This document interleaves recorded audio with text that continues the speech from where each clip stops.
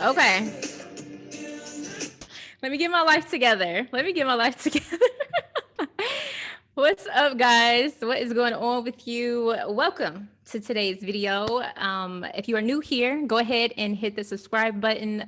Let your friends and family know about this content. If you appreciate my content, go ahead and subscribe. I would greatly appreciate it. So, quick introduction. So, my name is Krista. I am an enrolled agent by the Internal Revenue Service, and I teach tax and accounting professionals how to get more clients utilizing social media and how to scale to multiple six figures. So, in today's training, I want to go over some EA testing specs with you guys, right? EA testing specs with you guys. So what I'm going to do, I'm going to share my screen with you guys, and we're going to go through some EA stuff today.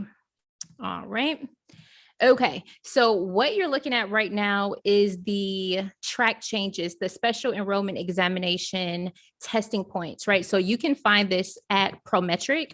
Prometric is the testing facilities that is responsible for proctoring the special enrollment examination. Okay. So when you study for the EA exam, you have to go to a testing site near you, right? You have to go to a testing site near you with Prometric. So you're going to find a testing site near you.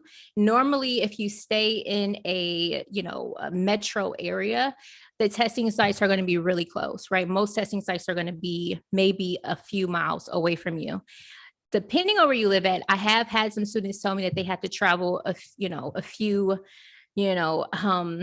miles, right? That took them a few hours to get to their testing facility. But, that's just, I think that's in a rare case if you live in certain areas that aren't heavily populated, but most of your testing facilities are going to be very close to you. So what I'm going to go through today, we're almost wrapping up business live training with my EA class. So let me just show you really quick what we've been going over the past couple of weeks with regards to actually studying for the special enrollment examination. Okay. So let me know. Let's see. Type in chat too if you're new here. If this is your first time catching a live video, go ahead and type that in chat. Let me know where you are tuning in from. If you are an OG of mine, if you've already been, watching my content, go ahead and let me know how long have you been an OG? How long have you been rocking out with me? Okay, so here is our syllabus for the special enrollment examination live training, right? So I do this live training on Monday, Wednesdays, and Thursdays at 10 a.m. Eastern Standard Time. Today, we went for like 2.5 hours. It was such an intense class because today, if you look at our calendar, and it's crossed out for today because we just finished it, but we went over trust and estates, right? Trust and estates. And so if we look at what's actually being tested on trust and estates, you can see right here everything that we went over today, right? So we went over what type of trust, right? You got your simple trust, your complex trust, grantor, irrevocable tax shelters, foreign trust. You got distributable net income and accounting income, exclusions, exemptions, deductions. We talked about fraudulent trust, how the income is allocated. We talked about corpus versus income, separately stated items, right? Items reported on K1 schedule, and then filing requirements, tax years, and penalties for a trust, right? So how the live training works is that we meet 3 times a week and we actually go through and learn all of these points that is being tested on the special enrollment examination. So you join a Zoom room, kind of like how we're on video right now. You join a Zoom room like this, and we go through the content. I teach you the content. I post pop quizzes, and you have to answer in the chat. You get to ask your questions, right? Because one of the things today, so for example, trust and estates is pretty complex, right? It's something that we aren't typically exposed to. And so the students had a lot of questions, right? They had a lot of questions, rightfully so, because it is a more of a complex topic. So, and there's very specific rules around trust and estates and the tax filing thresholds, the taxability requirements, right? That they had to understand today. And so the best part about going through this training live like this is that you actually get to ask your questions live. You actually get to say, hey, can you give me another example on that? Or, hey, well, what about this scenario? So there's a lot of students that will ask like very specific scenarios that maybe they've been exposed to. Maybe they have client situations like that. And now you get to get that direct feedback, right? You get to get your questions answered live. So the live training, it happens, like I said, 3 times a week. And right now on July 1st, which is Friday, we're going to go for another 2 hours. And on Friday, we're kind of ending out our business section, right? We've already gone through all of these points. On Friday, we're going to finish out with retirement plans and business, rental property, and then we're going to have a review session and scenarios.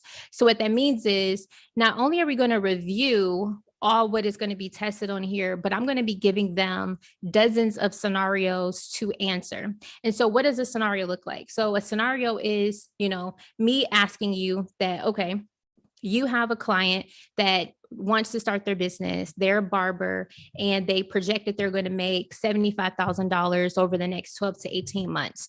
They don't have any partners. It's just them. What entity should they probably be in? Which entity would you advise them to be in? And what are the following requirements for that entity? Right. So I'm going to be asking them open-ended questions like that. So we're going to be taking like real client situations that are happening, and they have to use their tax law knowledge now, right, to answer these questions to the best of their ability. And then we'll discuss what the answer is. We'll discuss what was the right answer. So we'll have a question or a scenario on partnership basis, right? So we'll say, partner A contributed X, Y, and Z assets in cash. Partner B contributed X, Y, and Z assets in cash. What is each individual's partner's basis? What's the outside basis and the inside basis of the partner and the partnerships? And they have to go ahead and make those calculations and then put in the chat their correct answer, right? So we're going to be doing that on the last day of the business side, right? Now, this doesn't end, right? We're just going to keep rotating this, because after business, we're going to go straight into the individual side, where we're going to be talking about everything individual tax law. And that's where we're going to pull up the individual testing points and we're going to make sure that we go through those, right? So what I want you to know is that, there's 2 options that you can do this. Obviously, you can buy some really great programs on the market. You can go through those testing aspects. I just think that a live experience provides you with more kind of like hands-on, learning opportunities, right? Where you can actually get your real-time doubts and questions answered, right? In real time. So the beautiful part about this, right, is that if you do want to join our live training, you can now do so just for one low fee per month, right?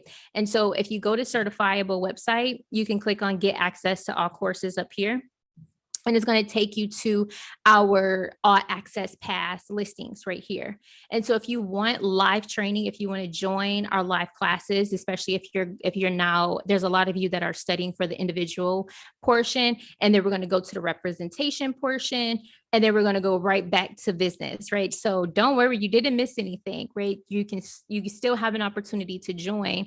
And if you can't make a class, you can always catch the replay, right? But I would definitely say try to make as many classes as you can. And I'm really proud of the people that are in this current cohort, because, we started, I think, with like 50 students in this cohort, and about 40 students show up consistently every class, right? And that's really exciting. That's a really high rate of engagement, because they know that they get this opportunity to get all of their questions answered live.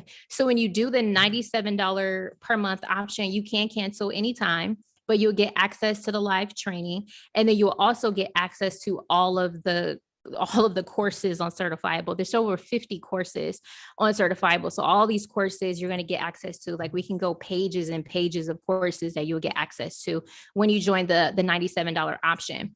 The other thing that comes with the live training is you're going to get access to other live classes. So not only EA is what we're talking about live, but you also get access to all of these trainings in yellow right here, right? So how to offer business credit and capital consulting. We talked about that yesterday. How to get clients, right? Marketing training. And then you have very specific like tax law and bookkeeping training that's going to be coming up, like how to do tax resolution, virtual CFO services. All of these are the live training courses right here that you can check out and see, what some live trainings are coming up, and to put it on your calendar and join those live sessions. So going back to the EA, one of the main questions that, I get asked is, when should I take the exam? When should I, how do I know I'm ready to take the exam?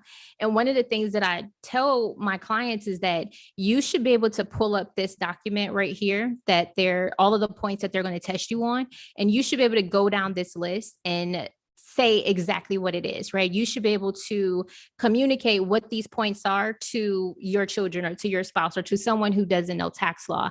That's how well you want to understand this knowledge. It's not enough to just, I guess, memorize, vocabulary. You really need to understand what's what. And so when we do our training, so for example, again, we were talking about trust and estates. Well, guess what? I pulled up all of the trust and estate tax forms, right? So let me show you. So on form 1041, for example, we were talking about 1041, and we were talking about the requirements on when this form is actually due for an estate or a trust, right? What would trigger this? And so not only do I let them know like the following requirements, the due dates, what triggers this, but we actually go through the form, because it's something about hearing the information, but it's also like applying it in practical real world terms where you can actually see, okay, this is all income that's going to be reported on here, right? They're going to be looking at qualified dividends, business income, capital gains or losses, rents, royalties, right? Farm income, ordinary income. And then they're going to be looking at your deductions, right? Your fiduciary fees, charitable deductions, attorney accountant return preparer fees. And we went through all of these forms so that they see it in real time and they get to ask their questions in real time, but also it helps them to remember the content, right? It helps them to remember to say, hey, okay, 1041 has a following requirement of $600 that the gross estate earns in income, right? And here are those income items right here that they can really, attribute to an actual form, to an actual experience. So that's exactly what we go through. We go through real world scenarios, real world experiences, so that you can tie this information back and it's easier for you to remember, right? The other thing that we talked about was the 706, right? We talked about form 706. When is the filing requirement for that? And what's the annual exemption amount for that, right? And so your form 706, this is your United States estate and generation skipping transfer tax return, right? And I was letting them know like, hey, this form doesn't need to be filed unless your clients have gross estate assets over 11.7 million for tax year 2021. Right. So if their gross estate doesn't exceed 11.7 million in assets, you generally won't need to fill this form out. Now, there is some nuances that you want to know that we went over today, right? So there's a thing on page 4 called the portability of deceased spousal unused exclusion, the DSUE. And so I was explaining to them that, each spouse has their exclusion amount. So for tax year 2021, that's $11.7 million. That means you can, in essence, have $9 million, or let's just say your grandmother has $9 million in gross assets. She passes away. Well, that now goes to the next generation tax-free. You don't have to report that because the exclusion amount is up to 11.7 million for tax year 2021. But what happens with spouses is that if your spouse dies, they have their own exclusion amount. And if they didn't use all of their exclusion amount when they pass away, you can file this form for your surviving spouse and they can port over their unused amount to their personal. So their exclusion amount will actually increase because you're going to be using their deceased spouse exclusion amount, right? So in that case, if your client does do that, even though the estate might not have a filing requirement, they still would need to file Form 706 to get that portability, right? To port over their deceased spouse exclusion amount to them, right? So we went over like scenarios about that. And let me tell you, like I said, it was complex, right? Today's class, it lasted lasted almost 2.5 hours, but it was entertaining. It was fun because they were like, yo, like, okay, break this down again, like give us more scenarios. And we got to really dig in on what's required, when, and how it's required, or just the requirements that the IRS imposes. So that's the best thing about live training. But so I was telling them, listen, you should be able to go down this list and explain to me in detail all of these items, right? So if we come all the way back up to domain 1, listen, they're going to be testing you 30 questions on just business entities and considerations. You're going to need to know in and out of sole proprietorships, right? The filing due dates, who can be taxed as a sole proprietorship? What is the self-employment tax rate? What exactly are they taxed on as far as their net income amount? We talk about, partnerships, qualified joint ventures. If you have a married couple, how can they elect for a QJV? Or if you have a married couple that goes into business together, what is their default entity election, right? If you have a LLC that's a single member LLC, what is the default entity election for a single member LLC? So you need to be able to go down this list and answer all of these questions. That's how you know you're ready to take the exam. That's how you know you have a higher level of understanding and not just memorization, right? Because memorization is going to fade. You really want to understand this stuff because you're going to face it in your real life tax career. Like you're going to come up against all of these scenarios, some more so than others, right? You might not, unless you're specializing in like trust or estates or foreign income or trust, you might not come across some of this stuff frequently, but others you definitely will come across, and you want to be knowledgeable. You want to know how to handle it. Okay. So I want to know, like, what questions do you guys have about studying for the special enrollment examination?